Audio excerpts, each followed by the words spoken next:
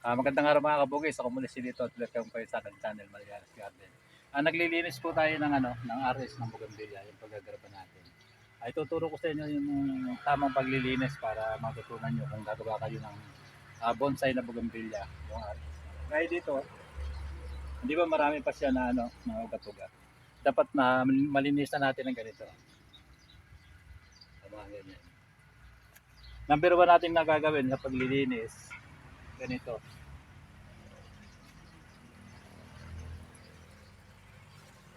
Dito sa amin, malakas yung tubig. Dapat linisan natin ng ganyan.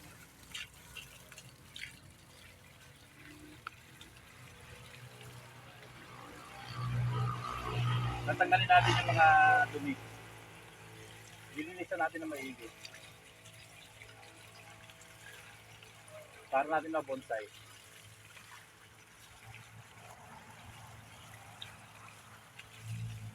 Dami ugat ano?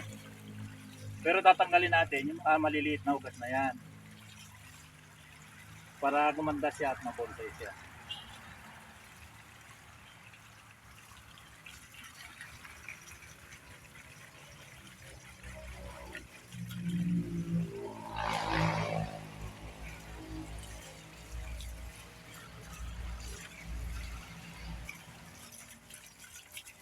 Pagka natanggal na yung mga dumi, lalagyan natin dito sa basya.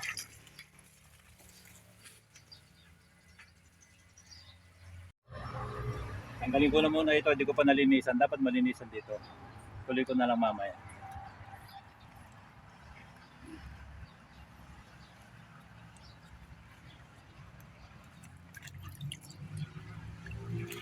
Dapat tanggalin natin ito mga yung mga ugat na maliliit na ganito.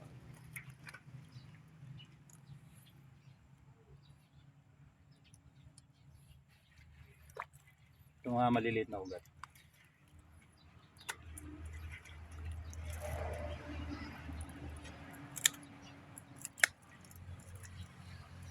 Kung nakakuha tayo ng mga RS, lalo yung mga nakapat, ganito karami yung mga ugat niya. Dapat tanggalin natin. Titira lang natin yung pinaka main, yung malalaki.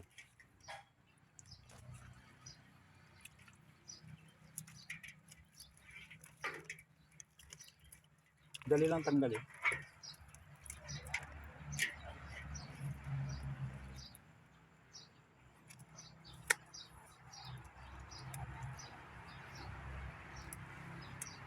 Alam mo mga bougainvillea kahit na yung pinaka pagbobonsai mo, yung pinaka konting ugat lang ang matitira, yung pinaka main niya. Maganda. Tanggalin natin lahat yung mga maliliit. Para lumabas yung ganda niya. Saka mas magandang mamulaklak.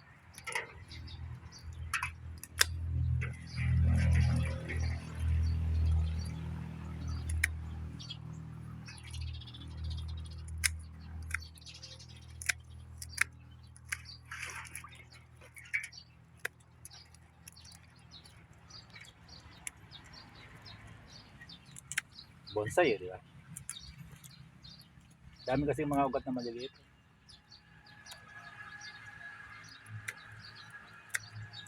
Dumi pa.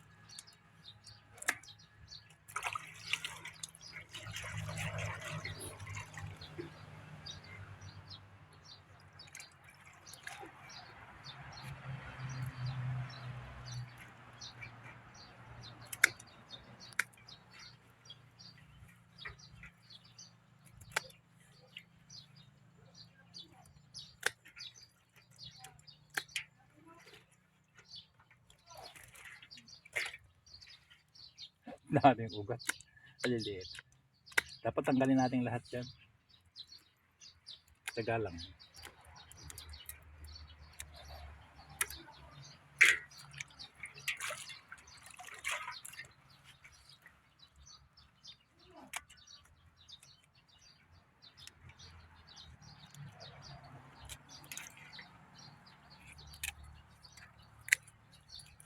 Yung mga lupa-lupa na to dapat tanggalin.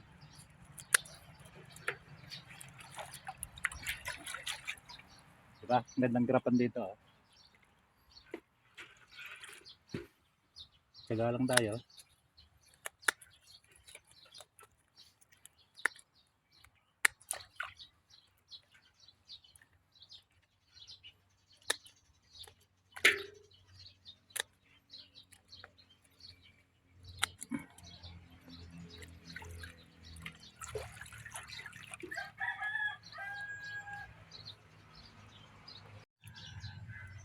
Dami kanina, ano? Ngayon kakunti na. Oh.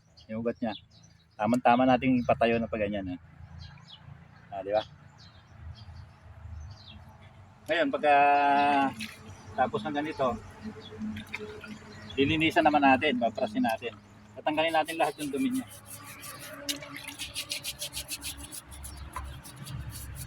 Kasi pag mumula ng fungus yung mga dumi niya.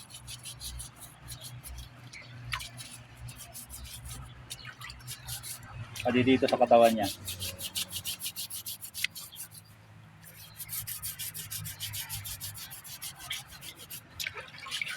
Paprasin natin ang gusto.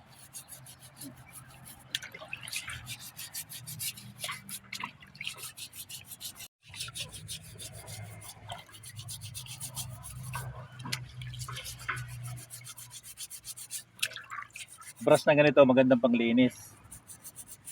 Ay mga ganyan-ganyan, no? Tanggalin natin. Pinagmumula ng fungus. Dito sa may ugat, meron na rin na medyo may maitim na rin dito. Pero bali wala lang ito kasi makapal naman dito. Di ba?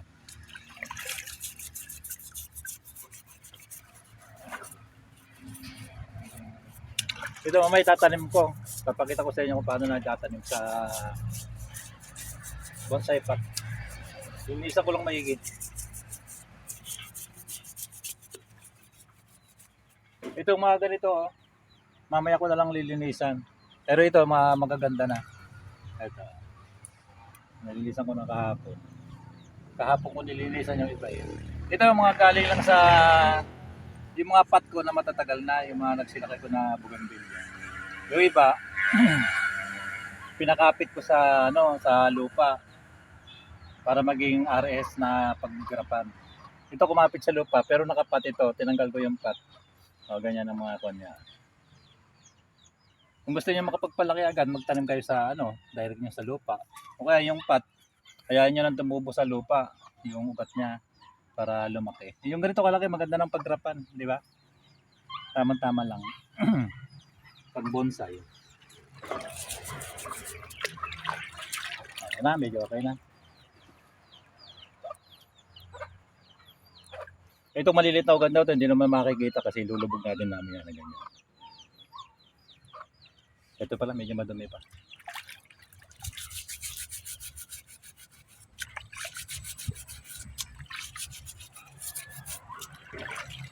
Pag kasi may natitirang lupa, sabi ko nga kanina, pinagbumpusan ng fungus. Halika, tanim natin. Sasample lang ko kayo dito kung paano natin tatanim. Diba yan, kawapat to. Medyo luma lang yung kawapat ko. Yung bulok na ipa na ganito, medyo bulok na ipa ng palay. Pwede natin haluan ng garden soil or kung wala kayong garden soil, pwede natin yung haluan ng pino na buhangin.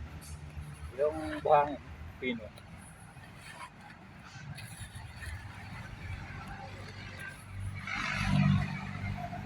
Medyo bulok na ito. Ayan.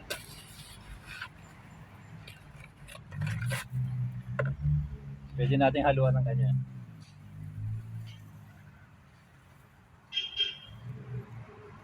Haluin lang natin maigi.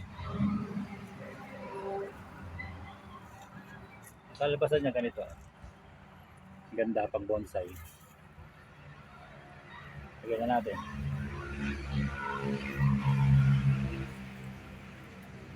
Okay, pupwesto na natin. Ganyan na.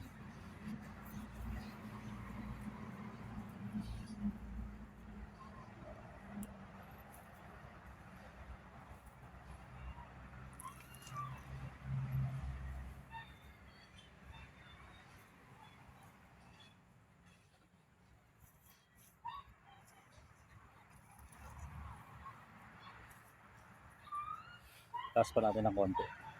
Malalim, di ba? Yan.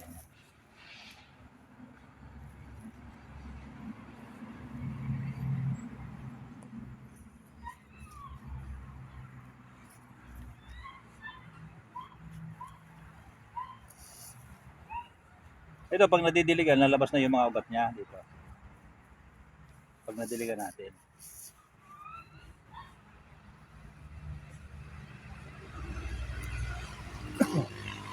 Kasi pag nadiligan yan, lalapat na.